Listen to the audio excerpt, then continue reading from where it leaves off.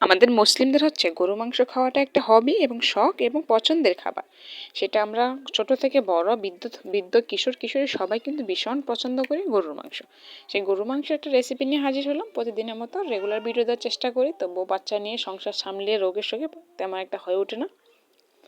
তো যাই হোক, পরিষ্কার রান্নাঘরে কিন্তু রান্না করতে বেশ ভালোই লাগে। তো ভাতটা বসিয়ে দিয়ে আমি অফ ক্যামেরায় মশলাগুলো বেটে নেব।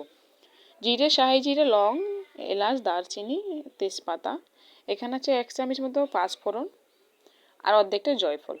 তেজপাতা আর দারচিনিগুলো বাদে সবগুলো শিলপাটায় বেটে নেব। আর নেব শুকনো মরিচ বেটে নিয়েছি, আর হচ্ছে গোটা কয়েক ভাজা বাদাম। অফ ক্যামেরা বাটা শেষ করে এক পাতিল পানি গরম করে নিলাম, যেটা আমি রান্নায় ব্যবহার করব সেজন্য। কড়াই দিয়ে তেল দিয়ে দিচ্ছি, সরিষার তেল দিয়ে রান্নাটা করব। সরিষার তেল দিয়ে রান্নাটা করলে একটু বেশি ভালো হয়।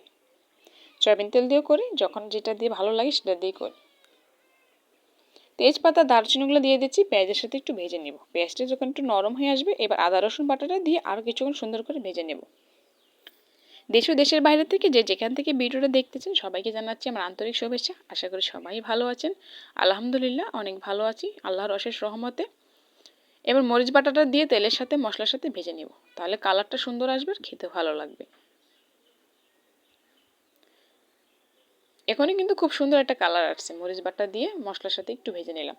পানি দিয়ে দিচ্ছি, এবার গরম মশলা বাটা দিয়ে দিব আর দিয়ে দিব বাদাম বাটা। এগুলো দিয়ে একটু ভালো করে নেড়েচেড়ে নিব। আপনারা কি গরুর মাংসে কখনো পাঁচফোড়ন দিয়েছেন? আমরা মাঝে মাঝে পাঁচফোড়ন দিয়ে গরুর মাংস রান্না করে খাইতে কিন্তু খেতে ভালো লাগে, টেস্টটা খুব ভালো আসে। স্বাদ মতো নুন দিলাম, ধনিয়ার গুঁড়ো দিলাম, হলুদ গুঁড়ো দিয়ে দিচ্ছি। এবার ভালো করে মশলাটাকে কষিয়ে নেব।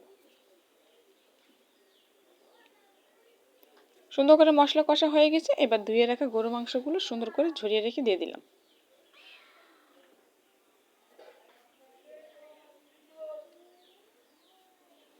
মাংস থেকে যে পানিটা বের হবে সেটা দিয়ে মাংসটা অনেকক্ষণ করে সুন্দর করে কষিয়ে নেওয়া যাবে। তো আমি মাংস থেকে পানি বের হয়ে গেছে, কিছুক্ষণ পর পর নেড়ে দিতে হবে। খুব সুন্দর করে কষানো হয়ে গেছে, এবার গোটা কয়েক আলু দেবো, কারণ মাংস থেকে আলুটা ভীষণ পছন্দ হয় আমার। কারণ মাংস খেতে গেলে যখন আলু না পাই তো আমার কাছে ভালো লাগবে না, সেজন্য আমি গোটা কয়েক আলু দিয়ে দিলাম। আলুটা দিয়ে আরও কিছুক্ষণ সুন্দর করে ভাজা ভাজা করে কষাবো, তারপর দিয়ে দিব ফুটন্ত গরম পানি। মাংসটা সিদ্ধ হওয়ার জন্য এবং ঝোলের জন্য দিয়ে দিচ্ছি পানি পর্যাপ্ত পরিমাণ। গরম পানি ব্যবহার করলে খাবারের টেস্টটা খুব ভালো থাকে, কারণ ঠান্ডা পানি ব্যবহার করলে পরে দেখছে খাবারের কিন্তু টেস্টের ব্যালেন্সিংটা অনেকটা অন্যরকম হয়ে যায়, যেমনটা আপনি চাবেন। তো চেষ্টা করবেন গরম পানি দেওয়ার জন্য, একটা ছোট্ট ট্রিক্স।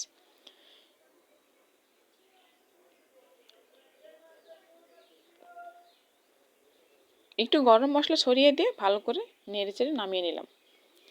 রান্না করতে করতে প্রায় সন্ধ্যা হয়ে গেছে। মাগরিবের নামাজ শেষ করে তারপর ছেলেদেরকে কয়েকটা লুচি বানিয়ে দিলাম।